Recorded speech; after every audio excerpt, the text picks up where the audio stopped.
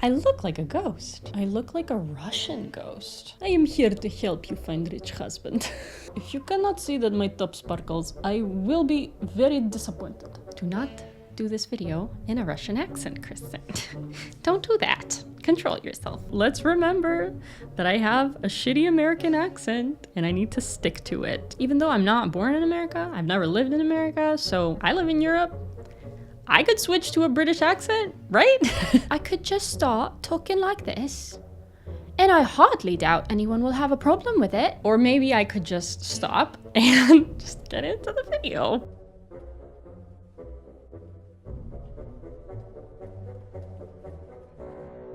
I was inspired to make this video by Jordan Teresa. She made a video called The Gentrification of Depop. It's a fantastic video. I'll link it in the description box below. Subscribe to her channel. It's fantastic. But in this video, I am going to be expressing a different opinion from hers, just on a specific thing that she mentioned, because I pretty much agreed with everything that she said, other than one thing. And I think that one thing also brings up a pretty interesting conversation that we can all have. And I also don't hate the idea of promoting other content creators through being inspired by their videos and presenting a different opinion from theirs. And I highly encourage anyone that watches my videos that is also a content creator to do the same. If you have a different opinion than me, when you watch my videos, I am so stoked if someone makes a video response, even if they're not agreeing with anything that I say. I think it's a fun way to have conversations online and not just monologues, even though I do love my monologues. But I think conversations are far more interesting. So I want to talk about Depop first and foremost as a platform, and then get a little more into the problematic aspects of it. So firstly, Depop is an app on your phone that you can use to very easily sell things online. A similar platform to Depop, but with a much bigger user base, is Etsy. But Etsy mainly focuses on handcrafted items as well as vintage items, whereas on Depop, you can just sell whatever you want. So one of the pros of Depop is that it's very easy to use. It has a lot of cute things that you can find on there. It also makes reselling and buying secondhand accessible to a lot more people that might not have access to secondhand clothes. Depop has promoted itself as a more sustainable solution to fast fashion, so let's keep that in mind. A few of the cons of the platform is, number one, that the explore page for some reason is just completely dead. I don't know if that's a location thing. I don't know if here in Greece it's just dead, but in other locations like in the UK, you find things on the explore page. But here in Greece, it hasn't been updated for very long time, years. And you used to find a lot of cool things through the Explore page, as well as if you were a seller, once you made it on the Explore page, like your shop would blow up. And it was a really great way for sellers on Depop to grow. One of the problems that Jordan Teresa also mentioned in her video is drop shipping. People buying mass-produced, cheaply made, low quality items from China through AliExpress or I don't know where, and then they are reselling those items for a much higher price on Depop. It's supposed to not be allowed on the platform for that to be done, but it's everywhere. And that's one of the issues that I have, not only with Depop, but with Etsy as well. People are basically reselling low quality, cheaply made items that are made unethically and unsustainably, and they are reselling it for profit. And both of these platforms are not doing enough to take accounts like that down. It makes the entire experience on Etsy and Depop a lot less user-friendly, because like whenever I go on Depop to search for things, especially accessories, all I get on my feed is items that are drop shipped. And that's a problem, especially for someone that doesn't know that those items are not secondhand, and they think that they're shopping sustainably, and in reality, they're not. And this, I put the responsibility 100% on the platforms. So first, let's talk about the gentrification of Depop and the main issues that people have with the Depop girls. So one of the issues is that middle-class girls are emptying thrift shops or charity shops from all of the nice, trendy pieces, and they're reselling them at a much higher price, therefore leading to Depop becoming a platform that is mostly accessible to middle class, and it's no longer affordable for lower income classes. So like, I want to break that down, because I pretty much don't agree with any of it. I found a very interesting video that kind of visualizes the amount of wealth that is distributed between the classes. It shows how much wealth the lower income classes have, which is pretty much nothing at all. And then it shows working class, middle class, and then it shows the higher income classes. And it's kind of like you're looking at the letter L in reverse, where the richest 10% have pretty much as much wealth as everyone else. The idea that somehow the middle class is partaking in the oppression of the working class and the lower income classes, to me, is just incorrect. So is secondhand fashion becoming gentrified? I believe that in the UK, the way that it was described in Jordan Teresa's video, it is a big problem. There are quite a large number of people that are basically buying huge quantities of clothing from thrift stores to the point where you can't find anything good in there anymore. Personally, I can't say that the same problem exists here in Athens. Let's first break down the circle of life of donated clothing in Europe, because I feel like it's very interesting and a lot of people don't know about it. A lot of wealthier countries in the EU, they have specific systems set in place that facilitate the donation of clothing. So what happens is these charity shops in wealthier European countries receive all the beautiful donated clothing and they try to sell as much as they can, but they receive such huge quantities of clothing that a lot of it is never even presented in the shops in the first place, in the country of origin of the donated clothing, but instead they get shipped in massive quantities to poorer countries in Europe. Greece is an example. But that's not where it ends. So a lot of the clothing that is available in, let's say, UK charity shops or German charity shops, whatever is not sold there is also packed and shipped to, again, poorer European countries. So we have a lot of shops here that are selling things from Italy, Northern Europe, the US, from the UK. These things were a lot of times clothes that were not bought in those charity shops, and they are resold here in Greece. Sometimes they even get sent to other countries, other Balkan countries, and then they end up in Greece. So we get here slim pickings. Despite that, I still find great things, even though like what we get here in Greece is whatever the rest of the Europeans, I guess, didn't want.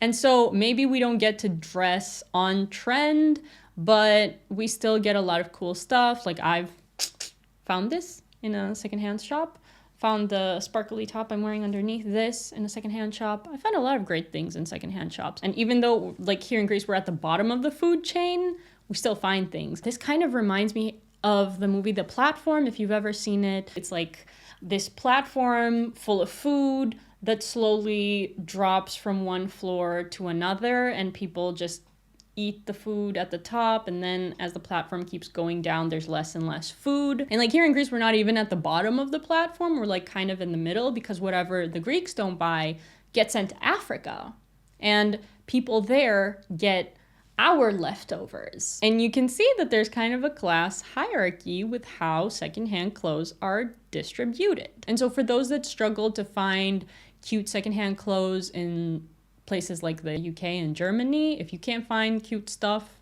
in those charity shops, I think you're not looking well enough. Like I said, we get everyone's leftovers and there's still great stuff. The stuff that you can't find, I must say, and that's what was mentioned in Jordan Teresa's video, is that you can't find trendy things, because whatever is on trend and sells fast on Depop is gonna be, you know, picked up pretty quickly. So the problem of not being able to find trendy pieces, first of all, like I said, here in the thrift shops here in Greece, we don't have access to the trendy pieces because those are already gone. The wealthier European countries have already thrifted those. But I personally find a lot of great things. Maybe they're not on trend, but I've already learned to not dress myself according to whatever is on trend. Instead, I found my own personal style, which is looking like a crazy person, and it's worked great for me. So when we're talking about gentrification, it is a real issue when it comes to property, because that is something that genuinely wealthier classes are taking part in and are leading to neighborhoods becoming gentrified, entire cities becoming gentrified and becoming unaffordable to everyone that's middle class and under. But when it comes to clothing, it's something that the poorest of the poor still have access to. A lot of churches and charities provide clothing for free to people that need it. So clothing as a need is definitely covered. People have easier access to clothing than they have to food, as well as the fact that people have easier access to clothing than they have to housing. And to me, housing and food is way more important than clothing. And those are issues that I think are a lot more important and need to be analyzed. And I'm definitely going to be making a video where I'm going to be discussing specifically about property, redistribution of property, and everything regarding that. But when it comes to clothing, villainizing middle-class women that are trying to make ends meet through buying secondhand clothes and reselling them online is not even remotely unethical from my point of view. And this isn't me like screaming girl boss for the win, but this is me simply recognizing that the middle class is also struggling. The middle class is in no way in a much better position than the lower income classes. They are barely above the surface. This is the water and this is the middle class. And everyone else is drowning, but the middle class is like one breath away from drowning. Scrutinizing in any shape or form the way that the middle class tries to earn their wealth, I think is kind of unjustified, because like what other option do these women have that are reselling clothes on Depop? And you might be thinking they should get a real job. So they should go to McDonald's and flip burgers of murdered cows and make the wealthy, the billionaire owners of McDonald's and the billionaire CEOs of McDonald's even richer. So that's the solution. I definitely can see the problematic aspect of drop shipping, because you are using the labor of someone that is underpaid and working in terrible conditions in order for you to make profit. But even in that case, you know how much I hate fast fashion. You know how much I am against unethical labor and slave labor and all that stuff. But I'm not going to judge and go after the person that is partaking in unethical labor in order for them to just stay barely above water and like barely make ends meet. Because again, the other option is working for a massive corporation that also partakes in unethical labor and the destruction of the environment, or you work for a slightly smaller business where you help make a wealthy white man wealthier. So it's a little bit better. But like those are the options pretty much. Which one of us here is doing a job where they're not helping either make a billion-dollar company richer or help make a white man richer? Raise your hand. I can't raise my hand. I'm making YouTube videos. I'm helping Google make money. Like, there are very few scenarios in which middle class people can genuinely earn money ethically. And I can't think of any scenario at the top of my head at this moment. So yeah, going after Depop girls, I don't think it's fair for them. A big issue is the charity shops raising their prices. Something that here in Greece, the opposite is happening. There's so much competition that they're getting cheaper and cheaper, which I cannot complain. It does not bother me at all. But if it is true that in the UK, charity shops are getting more expensive, that's not the fault of the Depop girls. That's the fault of the charity shops. The charity shops should be providing clothing at affordable prices that are targeted towards people of lower income classes. That's the whole purpose of the charity shop. And of course the issue is with capitalism. Obviously. I was going to bring it up. I had to bring it up at some point. But none of this would be an issue if it wasn't for capitalism. People have to resell secondhand clothes in order to make a living, in order to avoid having a tyrannical boss over their head. And so they try to find other sources of income through self-employment, which is a lot more stress-free, a lot more humane working conditions because you're your own boss. Working under capitalism is unbearable. And anything that anyone does to make it a little more tolerable, I don't blame them for it. I don't blame these girls that are buying secondhand clothes to sell them online. Even if that means that the charity shops have less variety and less trendy pieces. And I don't blame these Depop girls for selling things at a higher price, because what they're doing is actually valuing their labor in a way that nobody else in the free market would value it. Because obviously it does take work. Finding the pieces takes a lot of time, and then weighing them, listing them, packaging them, and then waiting in lines at the post office for a very long time in order to ship them. They're valuing their time. And so when you're buying something secondhand online, you're not just buying the value of the item, you're buying the work that someone put towards bringing that item on a platform where you can see it. The higher price mark is for multiple reasons that are all justified. And so you might be saying that the prices are still too high, even if you factor in the labor that is put into them, and the prices of trendy items specifically is ridiculous. And to that I have to say, like, what are you doing buying trendy stuff? Stop it. The thing with trendy items is that they're in and then they're out. Nothing that is trendy stays trendy forever. Except for fanny packs. Maybe those came and they never left. And I can't complain about that. If it's not a fanny pack, it's gonna go out of style. And then you've spent money on a trendy item that then you're not gonna wear. That's a you problem, it's not a me problem, and it's not a Depop girl problem. And the unaffordability of trendy items is not really a class issue, it's more of a personal style issue and a fashion victim issue. So if you're going towards trendy stuff, you should know that it's not going to be trendy forever. Having the luxury to spend money on something that is not going to be something that you're going to be able to wear forever, to me says that you're not really a lower income class, but you're someone that has enough expendable income to put it towards items that you were gonna wear for one season and then won't be able to wear. But I could be wrong here. I don't know. I have no idea what any of the classes are doing. I do not identify as a class. I remove myself from the concept of class. I identify as nothing. I do not want to be perceived as anything anymore. I don't want to be perceived.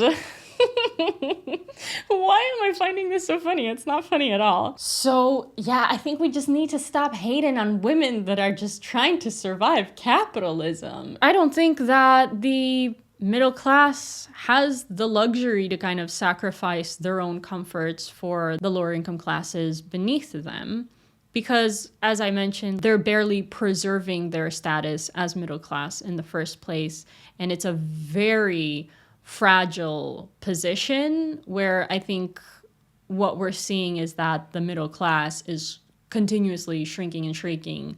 And it's not that they're moving upwards, they're all just moving downwards. Everyone is just rolling down the hill. I'm here to remind you that we all have one common enemy, and that is the richest 10%.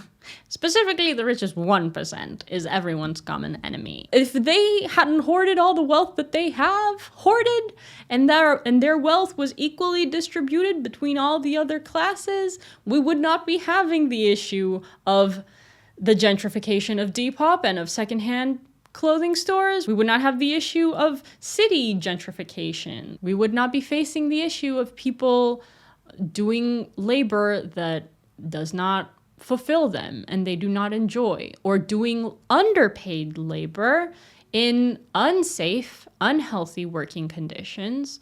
We would be having none of those issues.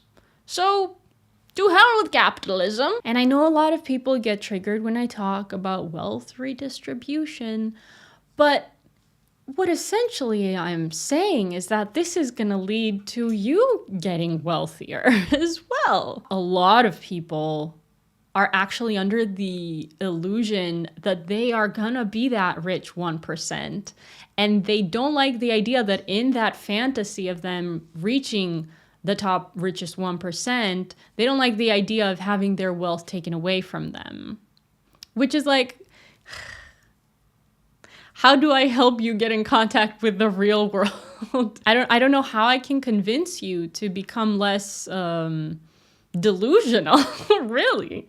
I think you need therapy. I think you might have an issue of a little bit of narcissism, a little bit of megalomania, if you think that you're gonna achieve the level of wealth that the richest 1% have achieved. The easiest way for you to get wealthier is through supporting the concept of wealth redistribution and realizing that it is unacceptable for that top 1% to have hoarded the amount of money that they have hoarded. We need more cooperation between classes, I think, and less of a blaming the classes that are barely surviving. And asking them to stop barely surviving is too much to ask. It's too much to ask. So yeah, let me know what your thoughts are on this whole topic of selling secondhand things online.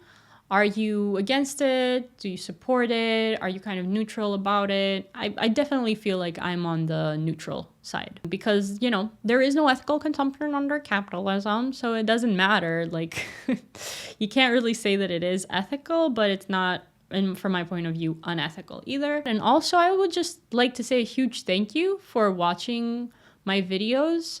I know that you could be watching literally anything. There is a lot of fantastic content online with a lot higher budgets than what I've got, and a lot more intelligent and entertaining hosts than me. But it does really mean a lot to me that you watch this or watch any of my videos, and I do not really express my gratitude often enough. And so, yeah, just thank you. And if it's not too much of a trouble for you to like this video or subscribe and share, etc. Huge thank you to my patrons for supporting this channel, and I'm gonna see you guys soon.